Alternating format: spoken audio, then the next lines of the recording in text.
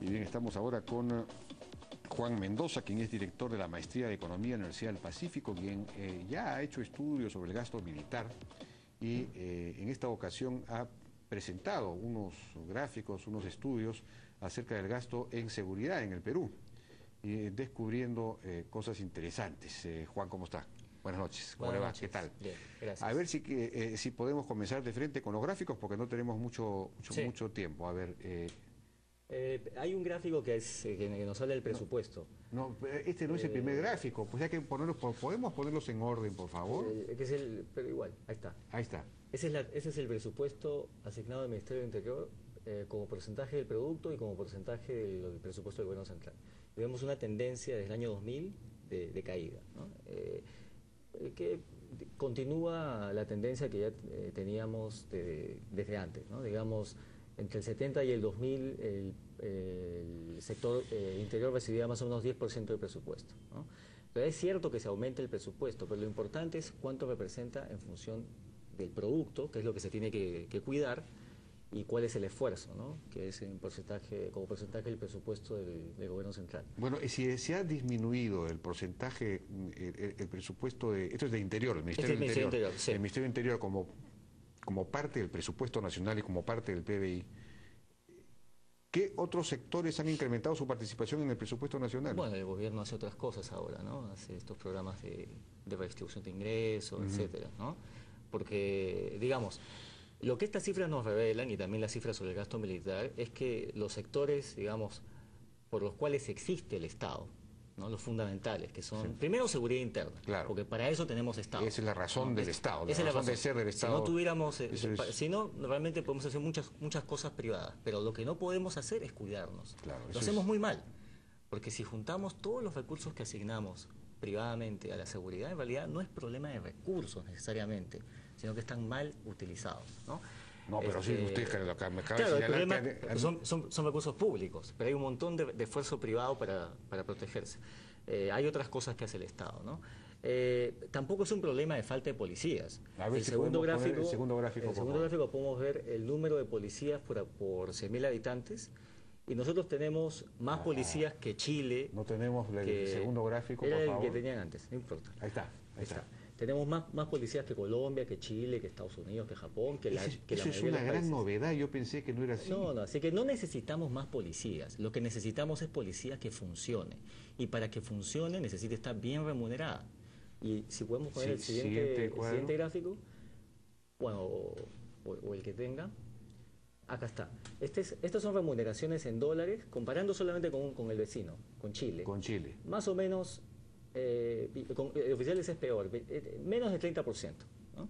Si corregimos por paridad de poder de compra, las cosas son más caras en Chile, igual estamos en un tercio más. Bueno, eso iba a decir, porque en Chile el pero producto per cápita es mayor que en el Perú. No, claro, corrigiendo por todo eso, igual estaríamos en un tercio más o menos de la remuneración que recibe un policía en Perú en comparación a un policía en Chile. ¿Tercio? O sea, la mitad, porque ahí estamos en un tercio. No, ahí está menos incluso. Por ejemplo, los capitanes y los comandantes están en 20%.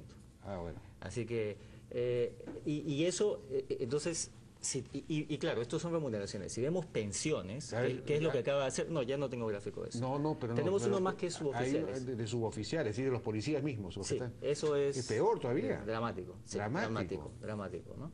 Pero esto no son los sueldos actuales con los incrementos. Son los sueldos con los incrementos, porque los incrementos que se han hecho es muy poco lo que se ha incrementado realmente. En gran parte lo que se ha hecho es el bono que ya existía, se ha hecho parte del básico. Ya. Así que eso no es un aumento real. Y además el sueldo... ¿Están hablando de 900 millones de soles de incrementos este año? ¿Algo así? Sí, pero... 800 millones. Bueno, pero parte de eso era bono. Esa no es la cifra correcta. Y además, por el otro lado, se han reformado las pensiones en diciembre, algo que ha pasado inadvertido, nadie se ha dado cuenta de eso realmente. Y el resultado de eso es que las pensiones se han reducido a la mitad. ¿Las pensiones así? Las pensiones, sí, al 55% de lo que eran antes. Así que, y si vemos la estructura del gasto, vemos básicamente que todo se va prácticamente en remuneraciones, bienes y servicios.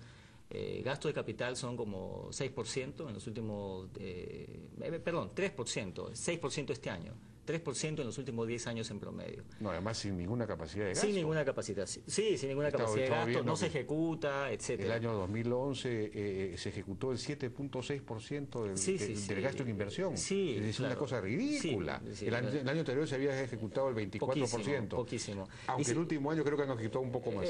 Claro, y si vemos indicadores de productividad policial, que hay varias maneras de medirlo, por ejemplo, porcentaje, digamos, el ratio de delitos resueltos entre denunciados o delitos resueltos por policía controlando por la tasa de criminalidad, estamos a la saga de la región. Y con la salvedad de utilizar las estadísticas de la policía, que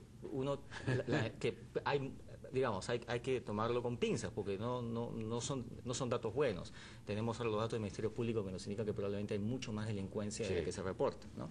Y el problema de esto es que cuando el Estado abandona esta función fundamental, se convierte en la peor forma de redistribución del ingreso que se puede imaginar uno. Regresiva. Porque es una redistribución que va de las personas productivas que, digamos, le hacen caso a la ley, a los delincuentes. Y sobre todo, más en el caso de las personas de escasos ingresos, porque es en los sectores más pobres en que la seguridad privada no es suficiente para reemplazar la ausencia casi completa de seguridad pública, ¿no es cierto? A pesar de tener tanto policía, porque no son efectivos, y además los serenazgos. Estamos redistribuyendo ingresos de los pobres a los delincuentes. A los delincuentes.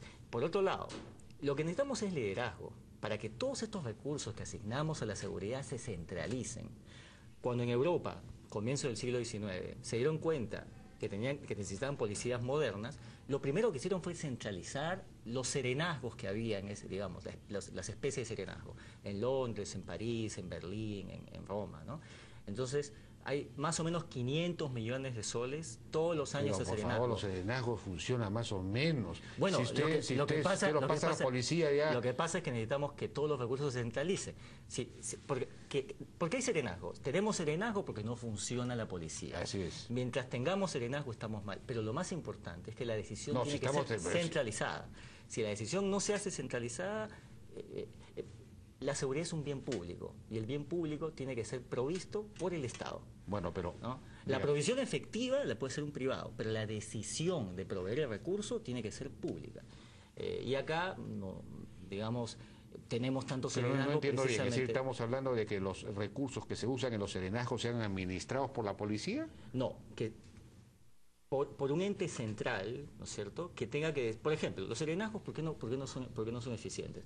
Porque solamente cuidan la jurisdicción que les corresponde. Sí. Y además no se toma en cuenta el efecto que tienen los recursos sobre la tasa de criminalidad. Cada uno cuida su pedacito. Eso no es eficiente. Lo que necesitamos es que se centralice la decisión. Mientras no se haga pero eso... ya sabemos que en general la Policía Nacional es una policía centralizada y no funciona. Es decir, aquí se requiere una reforma profunda. Quizás habría que tercerizar toda la administración logística, de compras, de mantenimiento de la policía. Es decir, se necesita introducir modernidad en la organización. Bueno, hay que administrar mejor, ¿no? Administrar mucho mejor. O sea, no podemos traernos un Estado de otro lado para que funcione. Lo que tenemos que hacer es que el Estado que tenemos funcione. Pero sabemos que, por ejemplo, pero aumentar policías... Que una empresa privada se encargue de manejar las cosas que son de administración y que los policías se dediquen a su propia labor. No sé si eso sería lo más eficiente. Creo que lo que tenemos que hacer es necesitamos policías mejor remunerados, capacitados, entrenados y mecanismos de control adecuados. Y este asunto del 24x24, sí, por supuesto, hay que suprimirlo, es decir, pasar a policías de educación exclusiva. Eso es evidente, ¿no? No entiendo por qué el gobierno ha retrocedido, comenzó en esa reforma, hizo unos casos pilotos. Parece que han encontrado que no dieron resultados, no sé por qué, pero no han evaluado suficientemente por qué, y han suprimido la experiencia. Yo creo que es un problema de prioridades. Este asunto nunca parece ser prioridad de ningún gobierno. Debería ser de todos los gobiernos lo más importante. Sí, pero como no es un asunto importante... ¿No han leído a Thomas Hobbes? Porque que explicó que la función fundamental, claro, es evitar que el hombre sea lobo del hombre. Sí. Digamos, el Estado tiene que tener el monopolio de la violencia y tiene que garantizar el orden. Si no, no hay sociedad. Claro, y todo lo que tenemos, digamos, que muchos objetivos loables de redistribuir el ingreso y todo eso, lo que estamos, de facto, la inacción del gobierno, no solamente de que creo que está tratando de hacer algo, de los que han precedido también, hace que realmente tengamos inclusión social para los delincuentes, porque son ellos los que reciben estas transferencias, de este desorden, claro, y de esta ausencia de acuerdo. De seguridad. Muy interesante. Juan Mendoza, director de la Maestría de Economía de la Universidad del Pacífico. Muchas gracias por esta presentación. Hemos tenido dos enfoques muy interesantes hoy día con César Azabache y Juan Mendoza. Damos una pausa, regresamos ahora con nuestro segmento dedicado a la ciencia y tecnología, un invento muy interesante. Regresamos.